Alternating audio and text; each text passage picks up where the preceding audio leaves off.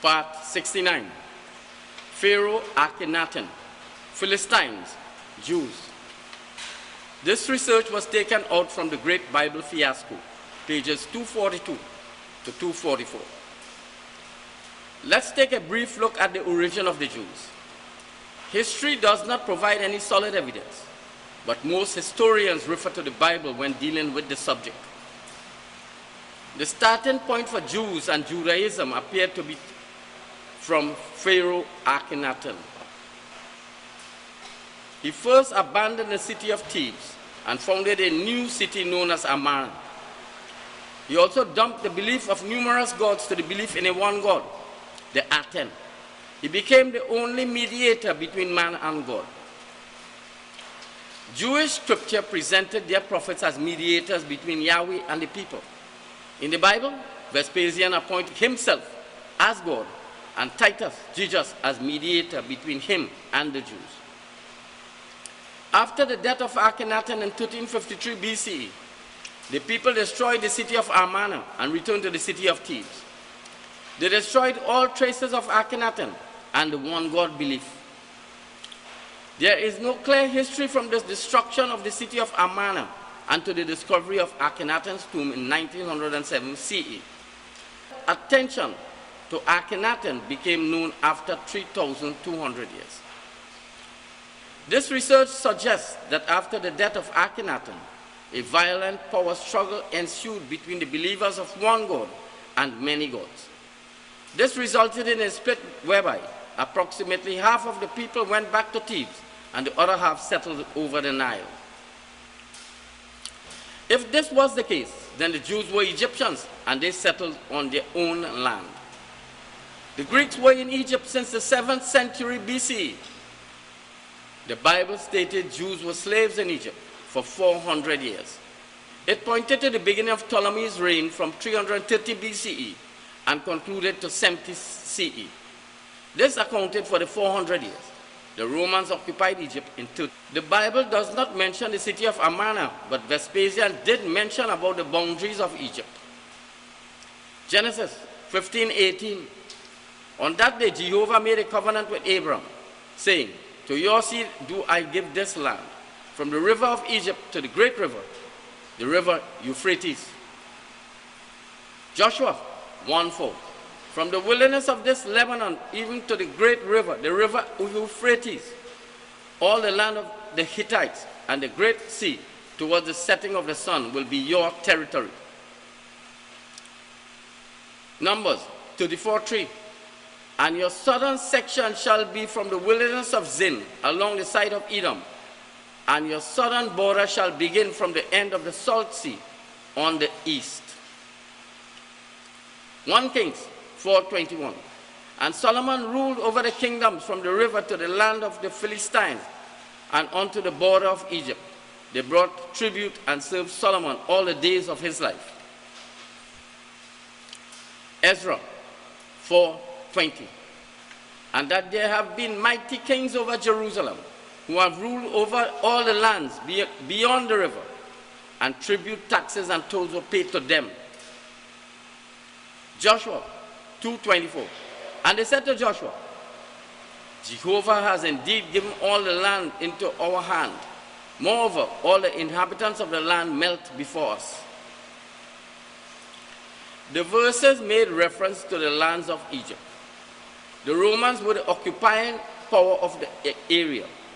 But in making this statement, Vespasian copied from Jewish scripture. The ancient Jews were Egyptians and they recorded their boundaries. It is clear that it was the Pharaoh of Egypt who agreed to give the Jews the lands described in the verses. It referred to all lands east of the Nile to the Euphrates River. The Jews were a breakaway faction of Egyptians and were branded heretics because of their one God belief. Vespasian copied from that statement and made the one God belief into evil and sin. History and Bible recorded many battles with enemies on the eastern borders. At times, both Egyptian and Israelite kings joined forces to repel invaders. This showed the ancient Jews and Egyptians were aware of their ancestry as Egyptians.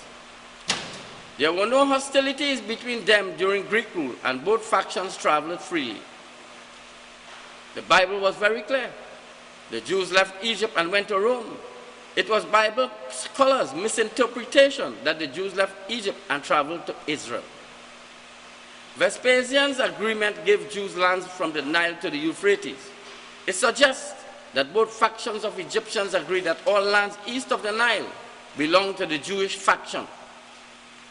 Judges 16:30, "Let me die with the Philistines." This was the statement made by Simon at 3 p.m. on the cross.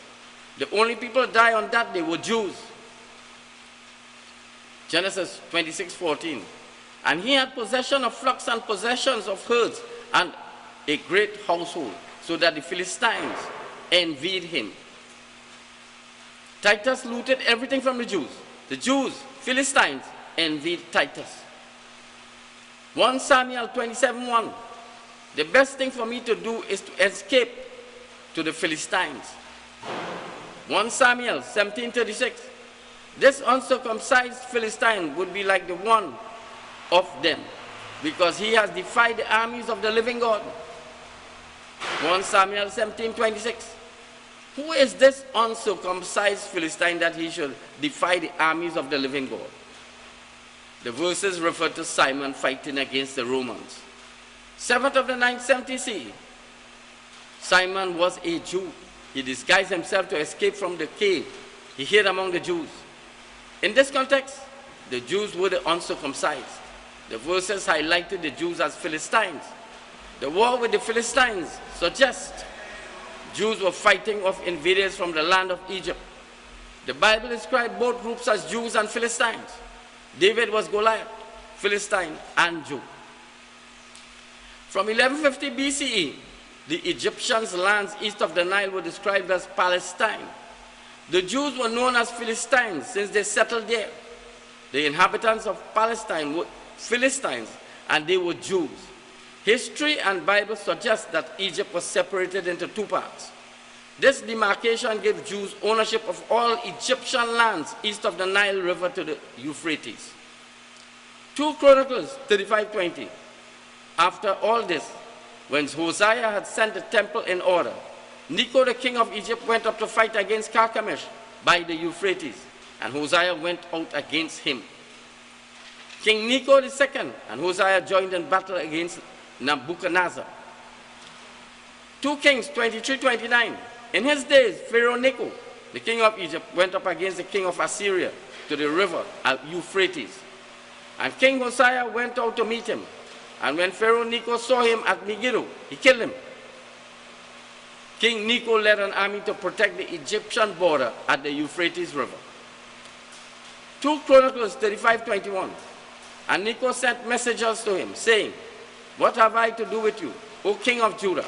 I have not come up against you today, but against the house with which I am at war. And God has commanded me to hurry. Refrain from your own sake for interfering with God, who is with me, and he will not destroy you." King Necho made it clear that the war was not with the Jewish king, Hosea, but to protect the Jews from invaders. It could very well be that the king Hosea failed and died in his attempt to secure the Egyptian border. This prompted King Necho to take action. Isaiah 19:2. "Thus I will pour on Egyptian against Egyptian, and each will fight against his brother, and each against his neighbor, city against city, and kingdom against kingdom." 605 BCE, the Jews were heretic Egyptians. Nebuchadnezzar led an army against the Assyrians and Egyptians at the Battle of Carchemish. Pharaoh Necho II and the Jewish king Hosea defended Egypt, but were defeated. 2 Kings 25:26. "And all the people, both small and great, and the captains of the forces rose up and went to Egypt, for they were afraid of the Chaldeans." 586 BCE, Israel was Egypt. The Jews stayed there. To get a handle on Bible literature, Titus was Goliath in Jerusalem 70 CE. Goliath was a Philistine. In Rome, Titus beheaded Simon in 71 CE. Titus became David, a Jew. Simon was the Philistine.